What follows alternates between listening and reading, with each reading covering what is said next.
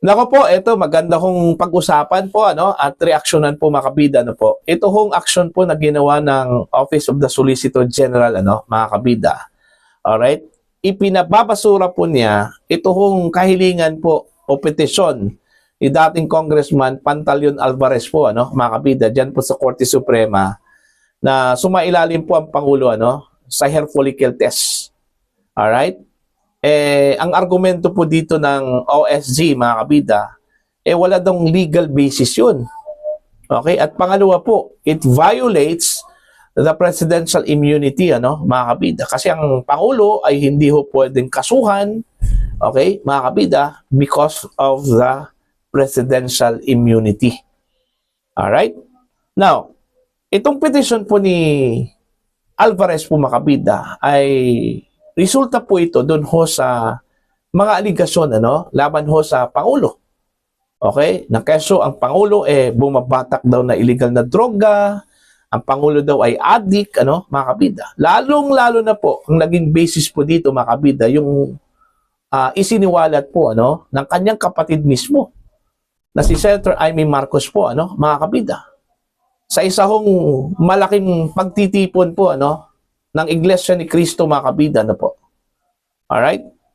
Ang sabi po ng senadora na yung kanyang kapatid daw ay gumagamit ng illegal na droga, mga kabida po. Alright? So, maniniwala ho ba tayo dito ho kay Senator Amy Marcos? Of course. Okay? Pwede ho tayong maniwala sa kanya, mga kabida. Bakit? Kasi unang-una po, kapatid po siya ng Pangulo, mga kabida. At alam po natin, mga kabida, na si Amy Marcos ang tumayong ina. Okay, kahit na buhay pa po itong kanilang ina, mga kabida, dito ho sa mga magkakapatid, Dahil during the time na na-exile po sila, okay, sa Estados Unidos after the EDSA Revolution, okay, itong si Amy na po yung kumaga tumayong ina po, mga kabida, dito ho sa kanyang mga kapatid. Alright?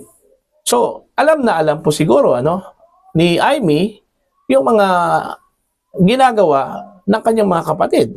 While andun po sila sa US, mga kabida, po. Diba? So, kung itatanong po ninyo kung dapat ba nating paniwalaan si Amy Marcos, mga kabida. Okay? Posible ho na nagsasabi po si Amy Marcos ng totoo. Okay? Posible ding hula lang po ni Amy Marcos yun, mga kabida. Pero hindi po ako naniniwala na sinisiraan po niya yung kanyang kapatid kasi unang-una, mahal na mahal po niya yung kanyang kapatid Okay? Now, in order, okay, to disprove yung allegation po ni Amy Marcos, mga kabida, ang tanging paraan lang po, mga kabida, is sumailalim ang Pangulo sa hair follicle test. To prove to the people and to prove na mali ang kanyang kapatid, mga kabida, hindi po totoo na siya po ay gumagamit ng illegal na droga, mga kabida. Hindi po siya addict. Ganun na po kasimple yun, mga kabida. Okay? Pwede naman po natin, hindi po natin gamitan po ng legal basis o presidential immunity, Okay? Idadaan na lang po natin sa voluntaryo po, mga kabida. Okay? The President will voluntarily submit himself, okay, to undergo a hair follicle test, mga kabida. Alright? Total, wala naman pong mawawala sa kanya Kung hindi man po totoo yung allegation po ni Amy Marcos, wala akong mawawala sa Pangulo, mga kabida. Okay? Mabuti pa nga para sa kanya, Kung hindi man po totoo yun, pwede hong isampal ng Pangulo yung resulta po ng hair follicle test dun sa kanyang kapatid na nag-akusa po sa kanya, mga kabida. Diba? Diba? Tsaka pangalawa po, may obligasyon po ang Pangulo sa mga Pilipino kasi siya po ay presidente po ng Pilipinas, Dapat ipaalam po ng Pangulo sa mga Pilipino na yung mga aligasyon against him ay hindi po totoo, mga kabida. Kasi mayroon kasing mga legal opinion po ano, na lumabas na kung totoo man daw yung paggamit daw ng illegal na droga ni Pangulong Ferdinand Bongbong Marcos, mga kabida, eh malinaw daw yan na betrayal of public trust. So kung ganon, eh ground for impeachment yon, ano, mga kabida. Betrayal of public trust. So, para lang po ipaalam sa publiko, sa mga Pilipino, na hindi po siya nagtraidor sa bayan, mga kabida. Okay? Dapat po siyang sumailalim sa hair follicle test. Voluntarily. Hindi na kailangang pilitin pa, no, mga kabida. Ano po? Kasi pag pilitin mo, hahanapan ka ng legal basis, it violates presidential immunity, and it violates his human right. Okay? Ganun po yun, mga kabida na po. So, mahihirapan ka talaga, ano? Even the Supreme Court cannot do that, ano, mga kabida. Hindi ho pwedeng pilitin po ng Korte Suprema itong si Pangulong Marcos. O, Mr. President, please undergo hair follicle test. Hindi ganun. Walang kapangyarihan po ang Korte Suprema dyan, ano, mga kabida na po. Okay? So, wag na lang nating idaan yan, mga kabida, sa mga ganong bagay po. Ano? Voluntaryo na lang po. Okay? Para once and for all, eh, may, tigil po itong drama na ito, ano, mga kabida. Ano po. Okay? Meron po akong nabasa, no? Post po, mga kabida, ni Miss Kifi Chu. Alright? Okay? Ang sabi po niya dito, you can just open Sara Duterte's bank accounts. But you can't ask the president for a strand of his hair to test for drugs.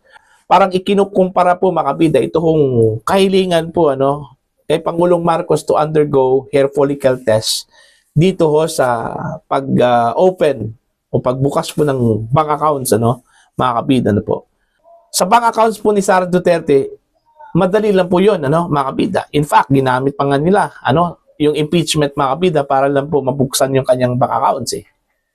Okay? Pinatawag po nila yung unblock para lang po in-narrate yung mga bank transactions ni Sara Duterte at ni Attorney Mans Carpio po, ano, mga kabida, during the impeachment proceedings dyan po sa Committee on Justice, di ba?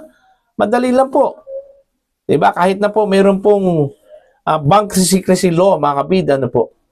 Pero meron po silang access. Pwede po silang makakuha po ng access because ang tanging exemption po, mga kabida, dyan po sa bank secrecy law ay ito hong impeachment po. Eh nagkataon po, mga kabida, na si Sara Duterte ay isa hong impeachable official, mga kabida, na po. Diba? Bank accounts na meron pong safeguards, okay, na bank secrecy law, eh pwede hong mabuksan yan kahit sino po, mga kabida, ano? Basta it involves impeachment proceedings. Alright? Pero dito ho sa kahilingan, mga kabida, na dapat sumailalim po ang Pangulo sa hair follicle test, eh, mahihirapan talaga. Okay? Kasi kailangan muna ng legal basis. Alright? Kailangan muna ng magpapatunay ng Pangulo po ay hindi addict at hindi gumagamit ng illegal na droga. Paano po natin malalaman yan kung hindi po dumaan o idadaan po sa hair follicle test, di ba? Kaya nga meron pong petition para malaman po natin kung totoo ba o hindi. Pero ngayon pa lang, mga kapita, ipinababasura na po ng Office of the Solicitor General, ano? Itong petition po ni Alvarez, ano po, mga kapita. So, dito pa lang, mahihirapan na po, no, na ang Pangulo po ay dadaan ho sa hair follicle test. Okay? Voluntarily, mga kabida. Kasi hindi ho yan gagawin po, ano, ng Pangulo. Okay? Kaya nga, nakapagtataka eh. Kung hindi man lang totoo, bakit ayaw? Mga kabida, mayroon bang itinatago ang Pangulo, ano? O ito, tanong ko lang po ito, ano po, mga kabida. Diba? So, para po sa inyo, ano po ang inyong opinion at pananaw ho? Ano, dito ho sa move po ng Office of the Solicitor General, mga kabida, na ibasura ng Korte Suprema ito hong petition po ni Alvarez na dapat ang Pangulo ay sumailalim po, mga kabida, sa hair follicle test? Please comment down. Sa mga hindi pa po subscriber po sa aking channel, please subscribe. Just click the subscribe button, click the notification bell, click all para updated po yung mga kabida sa aking mga uploads. Maraming salamat po sa inyo lahat.